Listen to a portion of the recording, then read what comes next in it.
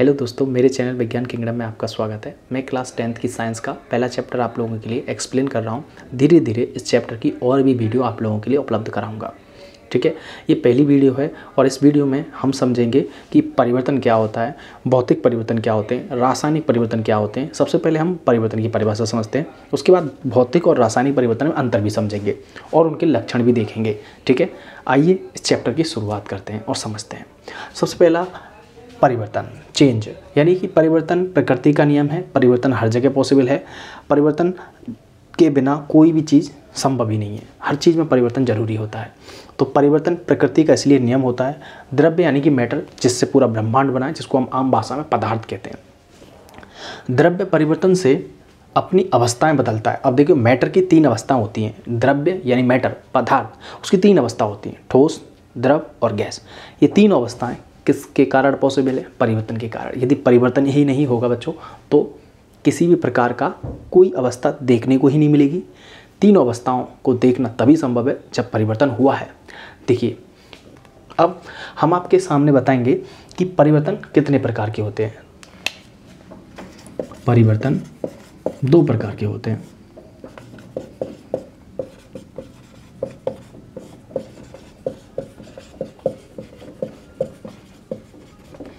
पहला है भौतिक परिवर्तन,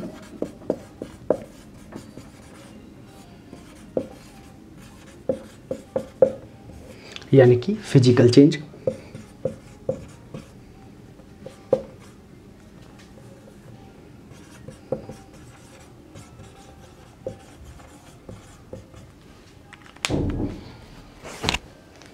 यह ऐसा परिवर्तन है, यह ऐसा परिवर्तन है, ऐसा परिवर्तन है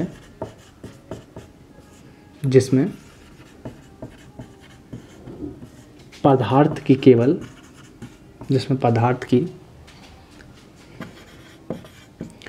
केवल भौतिक अवस्था परिवर्तित होती है। भौतिक अवस्था परिवर्तित होती है, परिवर्तित होती है।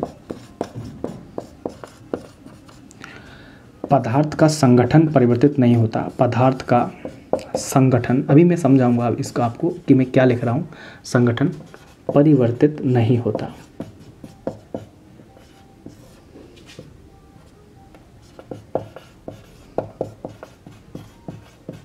और ना ही इस परिवर्तन में कोई नया पदार्थ बनता है। और ना ही इस परिवर्तन में कोई नया पदार्थ बनता।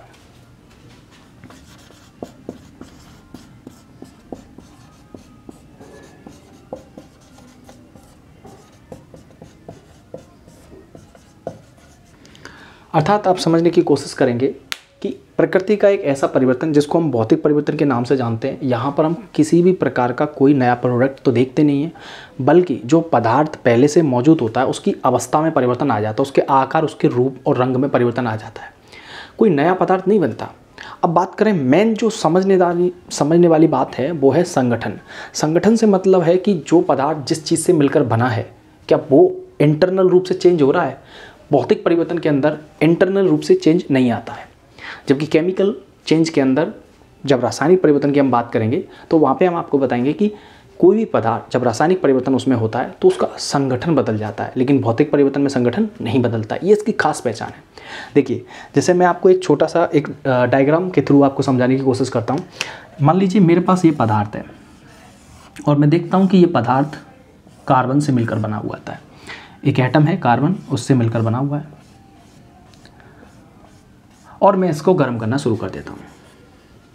गर्म करने के बाद मैं देखता हूँ कि ये पदार्थ ऐसा का ऐसा ही रहता है। फिर भी इसकी जो बनावट है वो, उसके एटम जो हैं वो सेम टू सेम कार्बन के ही बने हुए हैं। लेकिन क्या हुआ, थोड़ा सा इसकी स्ट्रक्चर में बदलाव आ गया, हल्का सा इसकी स्ट्रक्चर में बदलाव ये आ गया कि ये पहले से बड़ा था, अब छोटा हो गया। अब क्या हो गया? छोटा हो गया। मान लीजिए छोटा करके दिखा देते हैं आपको। लेकिन अभी भी ये कार्बन परमाणुओं से ही मिलकर बना है। बात करें किसी नए पदार्थ की, तो यहाँ कोई नया पदार्थ नहीं बना, जो पहले से मौजूद था वही पदार्थ है, बल्कि उसके आकार आकृति में परिवर्तन आ गया, उसके रूप रंग में भी आ सकता परिवर्तन। तो क्या चेंज नहीं हुआ? संगठन चेंज नहीं हुआ, कोई नया पदार्थ बना? बिल्कुल भी नहीं बना। अब देखिए, जैसे कि हम एक बल्ब की बात करें, जो एक बल्ब जल रहा है, अचानक वो बुझ जाता है, तो ये भौतिक परिवर्तन है। जब कोई बल्ब जलता है तो वो भी एक भौतिक परिवर्तन का ही उदाहरण है। थोड़ा सा मैं आपको और उदाहरण समझाने की कोशिश करता हूँ। एक अच्छा सा और उदाहरण आप मेरे सामने है, जैसे कि मैं इसको मिटाता हूँ। देखिए, अच्छा उदाहरण मेरे सामने ये है कि मेरे पास एक सॉलिड है और मैं इसको बर्फ़ कह रहा हूँ। क्या कह रहा हूँ मैं इसको? बर्फ़। अब ये मेरे सामने बर्फ़ है और ये बर्फ़ H2O से मिलकर बनी हुई है। जब यदि मैं इस बर्फ़ को हल्का सा तापमान देता हूँ या खुले में रख देता हूँ, इस बर्फ़ को मैं हल्का सा तापमान देता हूँ या फिर मैं खुले में रख देता हूँ। खुले में रखना अपने आप में इसको टेम्परेचर पाना ही हो गया, क्योंकि सामान्य टेम्परेचर पर जो कि 0 डिग्री सेल्सियस होता है उस पर बर्फ़ यानी पानी बर्फ़ में जमा रहता है। लेकिन जैसे ही हम कमरे के तापमान जो कि 25 डिग्री या 35 डिग्री सेल्सियस होता है उस पर यदि इसको ले आते हैं तो ये बर्फ़ से पानी बनना शुरू हो जाता है। तो हम क्या करते हैं, इसको कमरे के तापमान पर लेके आते हैं, 35 डिग्री सेल्सियस टेम्परेचर पर लेकर आए, 25। तो मैं बता रहा हूँ जो रूम का टेम्परेचर जो होता है वो 25 से 35 डिग्री सेल्सियस माना जाता है। इतने टेम्परेचर पर यदि हम इसको लेके आते हैं तो हम देखते हैं कि ये जो बर्फ़ का टुकड़ा है वो पानी में बदलना शुरू हो जाता है और ये पानी बन गया वाटर। अब हमने इसके केमिकल संगठन की बात की, वो भी H2O है। अभी भी इसका संगठन H2O, इसका भी संगठन H2O, लेकिन बदलाव इसके संगठन में बिल्कुल भी देखने को नहीं मिल रहा है, तो भौतिक परिवर्तन है। यदि बदलाव ना मिले संगठन में तो क्या है? भौतिक परिवर्तन। कोई नया पदार्थ बना क्या? अब नहीं, पहले भी पानी था, अब भी पानी है, लेकिन अवस्था ही तो चेंज हुई है, भौतिक अवस्था ही तो चेंज हुई है। जब भौतिक अवस्था चेंज हो रही है तो भौतिक परिवर्तन है, सिंपल सी बात है। यानी भौतिक परिवर्तन इसलिए क्योंकि इसकी पहली अवस्था सॉलिड थी और बाद में लिक्विड हो गई। ये जब एक अवस्था से दूसरी अवस्था में आया है तो अवस्था चेंज हुई है, इसलिए भौतिक परिवर्तन है।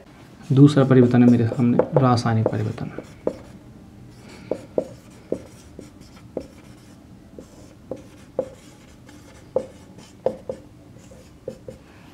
सॉरी, इंग्लिश तो लिख दूँ, केमिकल चेंज। अब देखिए डेफिनेशन, ऐसा परिवर्तन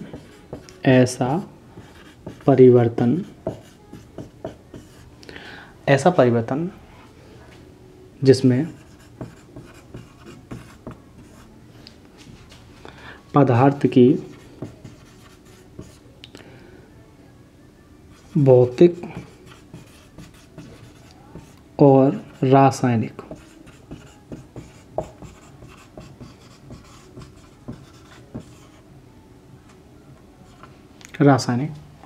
दोनों अवस्थाएं परिवर्तित होती हैं। दोनों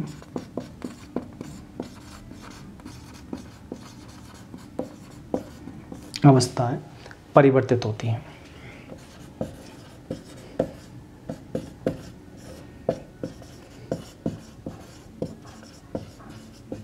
ठीक है। अब आप इसमें भी उदाहरण के रूप में, सॉरी एक बात और है इसमें कि संगठन, यहाँ पदार्थ का संगठन बदल जाता है, पदार्थ का संगठन बदलता है। और मुख्य इम्पोर्टेंट बात एक और है मेरे पास, नया पदार्थ बनता है। यहाँ नया पदार्थ बनता है।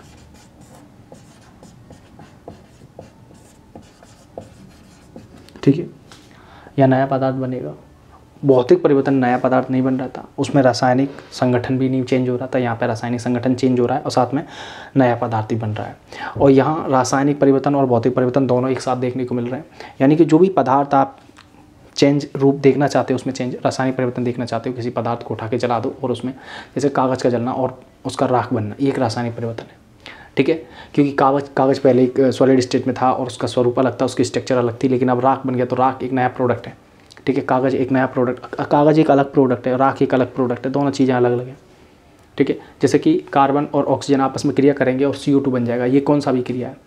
ये जो अभिक्रिया है एक प्रकार से कार्बन डाइऑक्साइड की बनने वाली अभिक्रिया है, लेकिन ये रासायनिक परिवर्तन है क्योंकि यहाँ पे कार्बन और ऑक्सीजन दो अलग अलग कंपाउंडों के मिलने से क्या बना है, CO2 गैस बनी। जैसे कि नाइट्रोजन और ऑक्सीजन दोनों आपस में मिलते हैं तो NO2 बनता है, तो ये भी अपने आप में क्या है, रासायनिक परिवर्तन का उदाहरण है। जैसे दूध से दही का बनना रासायनिक परिवर्तन का उदाहरण है, क्योंकि नया पदार्थ बन गया ना, इसलिए जब भी कोई नई चीज़ बने, अब देखिए दूध का केमिकल संगठन अलग था, लेकिन जैसे ही उसमें परिवर्तन हुआ और वो दही बन गया, उसका रासायनिक परिवर्तन हो गया, उसका संगठन भी बदल गया, उसका आकार आकृति भी बदल गई। ठीक है, तो जो चीज़ें केमिकल चेंज यानी कि संगठन से मतलब रखती हूँ, जिन परिवर्तनों में संगठन बदलता है, इसका मतलब वो रासायनिक परिवर्तन का उदाहरण है। ठीक है, यहाँ मैं पहला उदाहरण लिख रहा हूँ, जरा देखिए। रासायनिक परिवर्तन का, दूध से दही बनना, दही, कार्बन प्लस ऑक्सीजन का मिलके CO2 का निर्माण करना, ये भी अपने आप में रासायनिक परिवर्तन है। लोहे पर जंग लगना, जो कि एग्जाम में पूछा जाता है, लोहे पर जंग लगना कौन सा परिवर्तन होता है, तो ये रासायनिक परिवर्तन, लोहे पर जंग लगना। बेटा ये भी कौन सा है, रासायनिक परिवर्तन है। ठीक है, दोनों चीज़ें एक ही बार में हमारे क्लियर हो गई कि रासायनिक परिवर्तन क्या है, भौतिक परिवर्तन क्या है, क्योंकि हमने मेन चीज़ को समझने की कोशिश की, जिसका नाम है संगठन। संगठन सबसे ज़्यादा मोस्ट इंपॉर्टेंट चीज़ है इन दोनों परिवर्तनों के अंदर। वहाँ संगठन सेम रहता है, यहाँ संगठन बदल जाता है, वहाँ नया पदार्थ नहीं बनता, यहाँ नया पदार्थ बनता है, तो ये ही मुख्य अंतर है। वहाँ जो अवस्था है, भौतिक अवस्था ही चेंज होती है, यहाँ भौतिक के साथ साथ रासायनिक अवस्था भी चेंज होती है रासायनिक परिवर्तन में, लेकिन भौतिक परिवर्तन में केवल भौतिक अवस्था चेंज होती है। That's good.